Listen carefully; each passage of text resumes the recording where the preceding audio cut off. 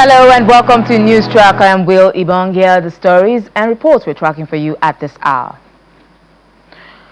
President Bola Tinubu has again given assurance of winning the war against insecurity in Nigeria. President Tinubu made this commitment at the Argungu Fishing Festival in Kebbi State.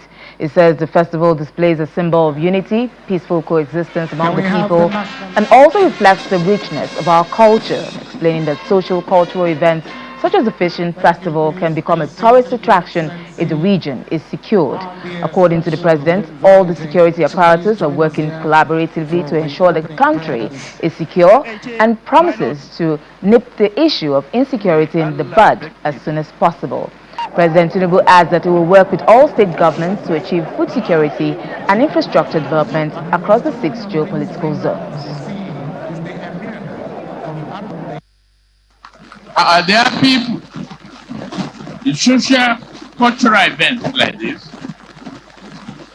can only thrive and become a tourism attraction where the security atmosphere is conducive.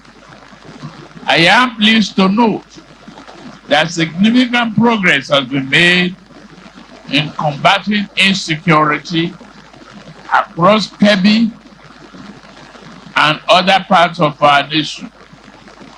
We are still working very hard through coordination and coordinated efforts between the federal government, state government, and security agencies. We have men and women in uniform who are putting their lives on the line to safeguard and protect our sovereignty and keep our peace. The relative peace we are witnessing today in this region is not accidental. It is the result of sustained investment in security, intelligence gathering, and community engagement. I assure you that the fight against insecurity of any kind of banditry and insurgents will be won.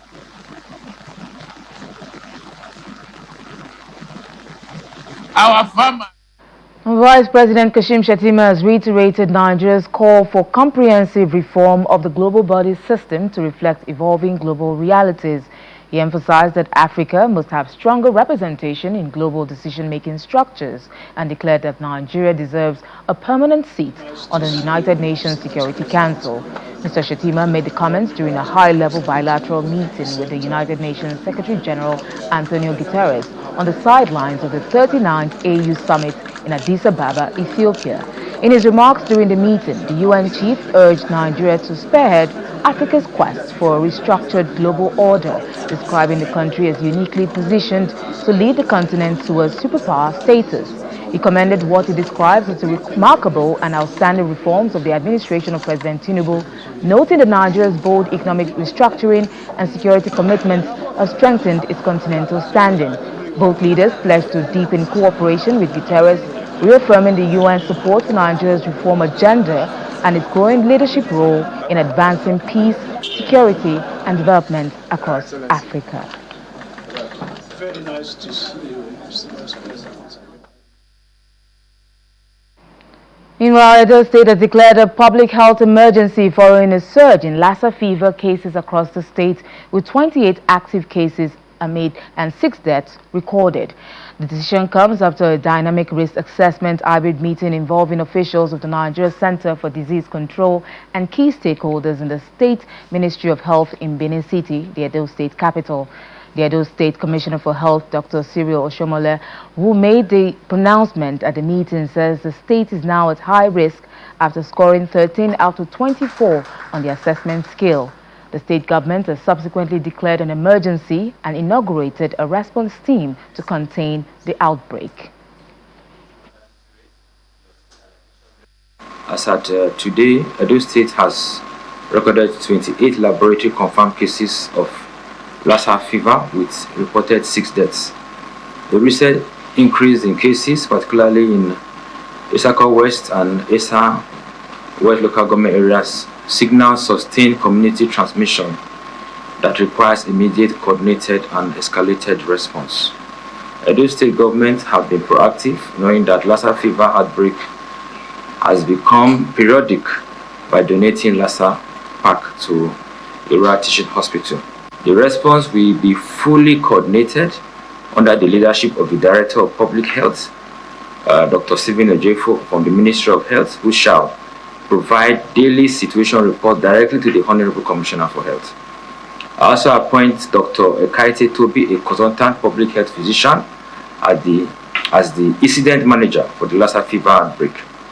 Dr. Edo Ewaye as the case manager, management lead to oversee clinical coordination and treatment outcomes, both from Ira Teaching Hospital. Now, this appointment takes immediate effect. Our response strategy will focus on enhancing surveillance, contact tracing, strengthening case management, capacity in treatment centers, rapid laboratory diagnosis, community sensitization, and risk communication, infection prevention and control reinforcement in all health facilities, environmental sanitation, and rodent control measures. We are also working in close collaboration with the Nigerian Center for Disease Control, NCDC, WHO, and all relevant partners to ensure technical and logistic support. Now, the Minister of Works, Mr. David Umahi, has clarified issues surrounding the award and renegotiation of major road contracts, defending the federal government's infrastructure drive and stressing that project approvals follow due process under the administration of President Bola Tinubu. He notes that the 1.5 trillion naira contract review was terminated in national interest, while fresh approvals are being granted to expand strategic road corridors nationwide. The minister made the disclosure during a press conference where he raised the alarm over escalating acts of vandalism targeting critical road and bridge infrastructure, warning that such sabotage is undermining national development. There is no Mikano in what we are doing. If there is anybody that is, a director in Mikano and is a director in InfoWest, there is no law that stops it. And it's not my business to start looking for Mikano. It's not my business. My business is the work. And I have challenged everybody to go. But let me tell you something. People think that, this Beja, they had been on that job 240 kilometers for 9 years. 240. We are doing 118 kilometers in 14 months. That's the lot one, 252 billion. The president has paid 50% of that project. 14 months, we've not exceeded 1 month. And that job will be ready in April, the next 2 months, for commissioning by the president. InfoQuest remains InfoQuest. Mikano remains Mikano. The flooding of the coastal highway was because that our underground channel were blocked with refuse. And this is the basic reason why we even have flooding in most cases in Lagos, where people carry their daily refuse and then put it inside the manhole. I think the public has a duty to, checkmate these things. And so we are doing everything possible to ensure that the coastal highway is free, just like other highways of the nation. Banking services may be getting a boost as the Nigeria Police says it is set to implement some operational reforms on the forces services to the financial sector. The Inspector General of Police, Kayode Egbetokun, while meeting with bank executives at the Bankers House in Lagos, explained that arrangements are in top gear to infuse properly trained supernumerary police officers into the banking sector, among other duties. These are executives of financial institutions in Nigeria. They've converged on the Banking House in Lagos for a strategic meeting to further strengthen the collaboration between the Nigeria Police Force and the banking industry. The chairman of Council, Chartered Institute of Bankers of Nigeria, Professor Pius Olariwaju, highlights the pivotal role the sector plays in Nigeria's economic development and the need for it to continue operating in a secure and stable environment. that the Institute remains firmly committed to professionalism, ethical standard, and constructive engagement, and that is in line with the provision of Section 3 of the CAIBN Act of year 2007, which gave us the mandate and the power to make sure that we set this standard, within the ecosystem and the banking system. Addressing the bank executives, the Inspector General of Police, Kayode Egbetokun, speaks on some intelligence-led reforms specifically for the sector. The Nigerian Police Force is advancing a strengthened and fully institutionalized framework for the recruitment, training, and deployment of supernumerary police officers, specifically tailored to the security requirements of banks and other critical financial institutions. Furthermore, the legal framework provides, where operationally justified and subject to appropriate approval, for the training and authorization of such personnel in the bearing of arms in accordance with Section 24, subsection C, thereby ensuring that their deployment meets the requisite standards of professionalism, proportionality, and lawful engagement. He also announces a policy change that would end the routine deployment of regular police officers for personal escort and banks. In alignment with the prevailing national policy direction and in furtherance of ongoing manpower optimization within the Nigerian Police Force, regular police officers will no longer be routinely deployed for personal escort assignments or non-essential VIP protective duties within the private sector. In the same vein, the traditional model of deploying conventional police personnel for routine cash and transit escort services is being reviewed and will be progressively restructured in accordance with sustainable resource management and internationally recognized best practices.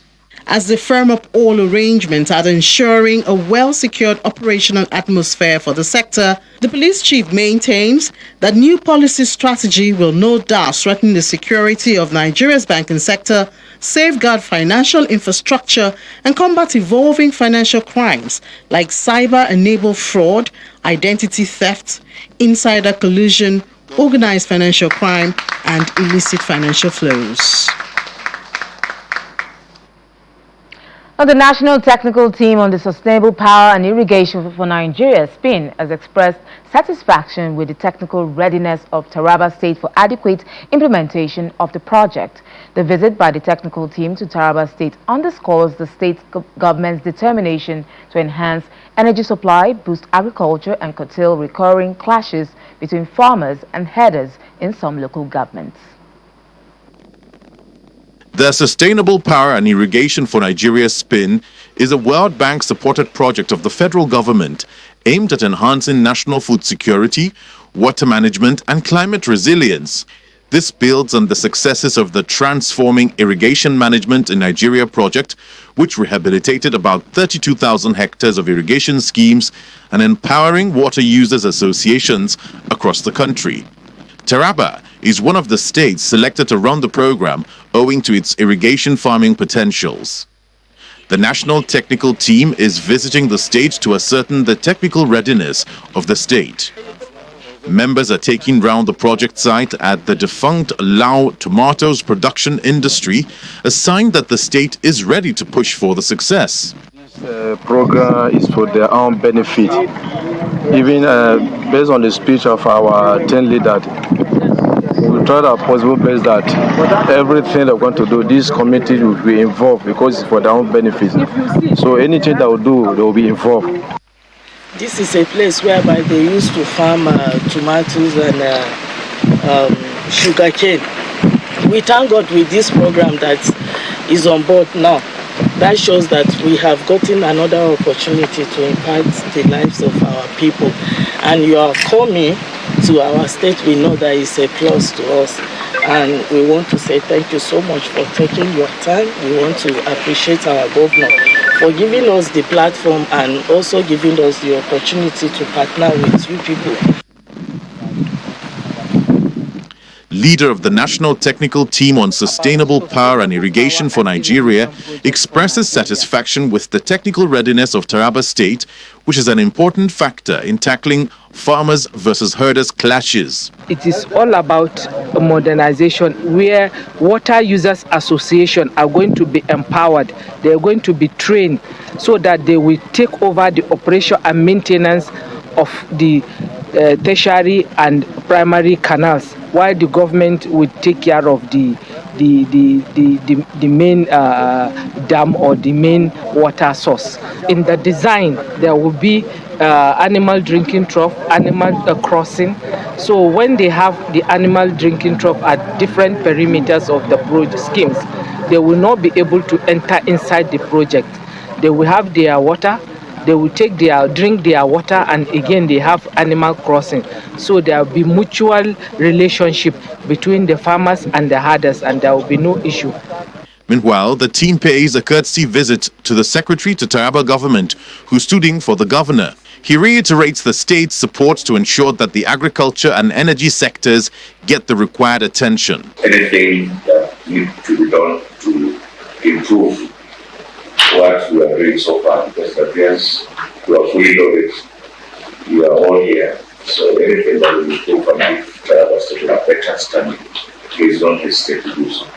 The state government believes that the implementation of its partnership with the federal government through the Sustainable Power and Irrigation for Nigeria program will turn around its desire to boost its investment in its water, agriculture, and energy sectors. To politics now, a group under the All Progressives Congress in Kwara State has declared its support for the re-election of President Bola Tinubu in the 2027 presidential election. Speaking at a press conference in Ilorin, the group's state coordinator notes that the president has continued to demonstrate commitment to improving national security and empowering youth across the country. He also stated that these policies and initiatives are gradually yielding positive results, hence their support for a second-term bid.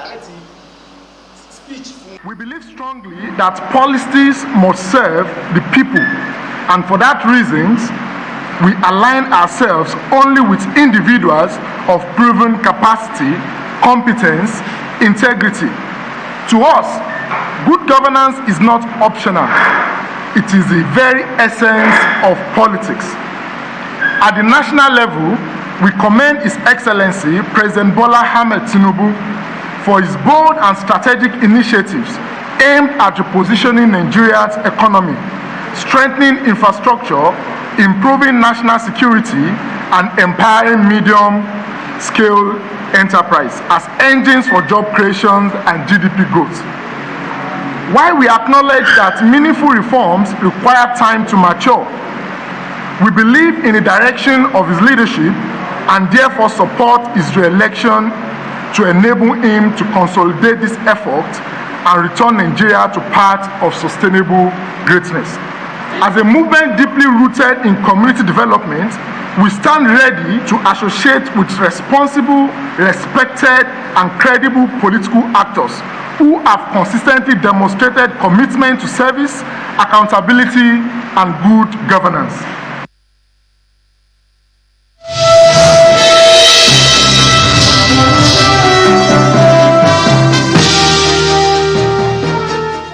Now to some business. Foreign exchange inflows into Nigeria rose to $3 billion in January, driven largely by increased participation from offshore portfolio investors seeking higher yields in the domestic fixed income market. Data released by the FMDQ Group revealed that the total inflow represented a 7% month-on-month increase, reflecting renewed foreign appetite for Nigeria's assets amid attractive interest rates. Portfolio inflows more than doubled in January, totaling about $1.6 billion from foreign investors. Nearly 98% of this was directed into fixed income instruments, including treasury bills and bonds, while equity inflows stayed relatively small at roughly $38.7 million. And the Central Bank of Nigeria has announced new penalties of up to 10 million naira for commercial banks and accredited check printers that utilize unapproved or uncredited check features, part of a broader effort to fighting oversight of check production and strengthen the country's clearing system.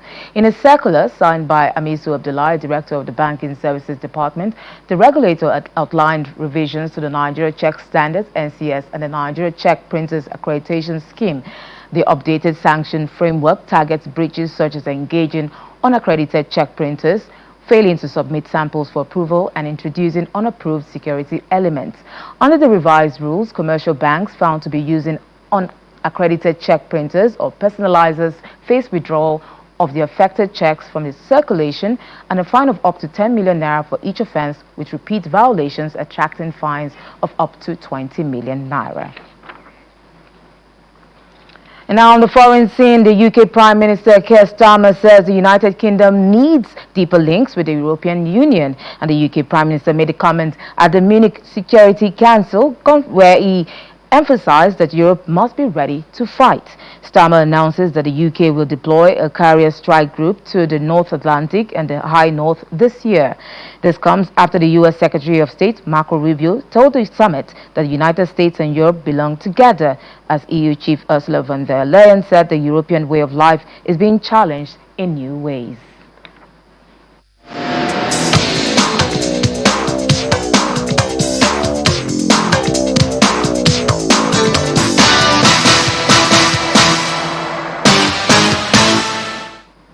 Let's check out in the world of sports. Kenya's Ezra Kenyan has delivered a composed and clinically performance with the 11th edition of the Lagos City Marathon. Karen crossed the finish line at Atlantic City in 2 hours, 11 minutes, 55 seconds to claim the $50,000 top prize. Uganda completed a strong showing on the podium with Lamoy Samuel finishing second, while Namatula Lumbasi secured third place. In the women's category, Ethiopia's Meseret Dinke took up top honor, finishing in 2 hours, 37 minutes, 36 seconds to also earn $50,000. Kenya's Cheyek Daniel followed closely in second, while Ethiopia's Getao Zeldelem placed third to complete the podium. This year's edition of the 42-kilometer race started from Amadou Bello Way in Victoria Island and went through the newly constructed Coastal Highway and ended at Eco Atlantic City in Lagos State, Nigeria. These are your champions. These are your league winners. Your worthy winners. I can feel it.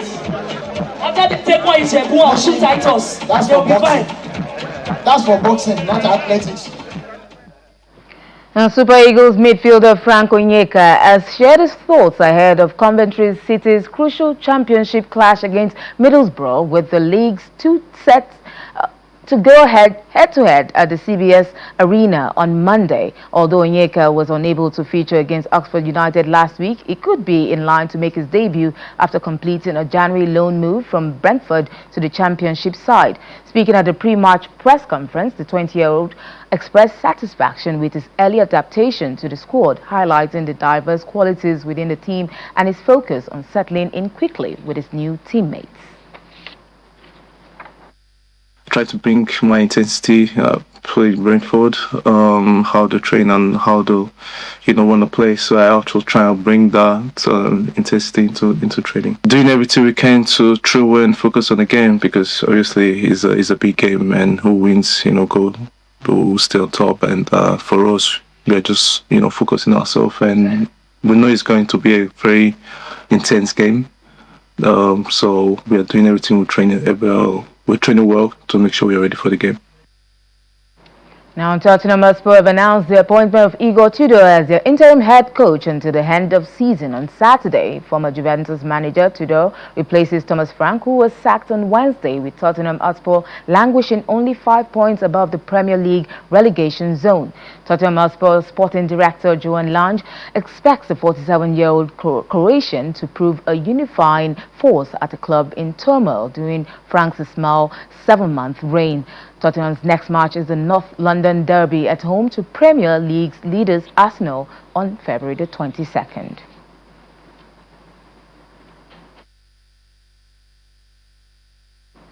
Now, Arsenal boss Mikel Arteta has admitted that the FA Cup fourth round against Wigan Athletic could be a welcome break from the Premier League, in which they dropped points against Brentford on Thursday. Arsenal will welcome the League One side to the Emirates Stadium on Sunday for the first time since the FA Cup semi-final in 2014 in what should be an entertaining clash. Arteta said the game against Wigan Athletics might be an opportunity for Brazil forward Gabriel Jesus to build form and fitness. Wigan Athletic are currently without a manager and find themselves in the relegation zone. It's an opportunity for the team again with another competition, and the history that we have related to that competition. It's amazing. We play at home again, and I'm really excited to recover and go again. Every 3 days we are getting so used to playing different competitions, home or away, and we know what that competition means to the club, to ourselves, and go step by step. When you come to a competition, you have to be excellent on the day, and the rest, the shirt that you wear, the badge that you wear, is irrelevant. So we're going to have to prove that against Wigan again on Sunday. And that's it on News Track. I'm Will Lubang. Thanks for watching.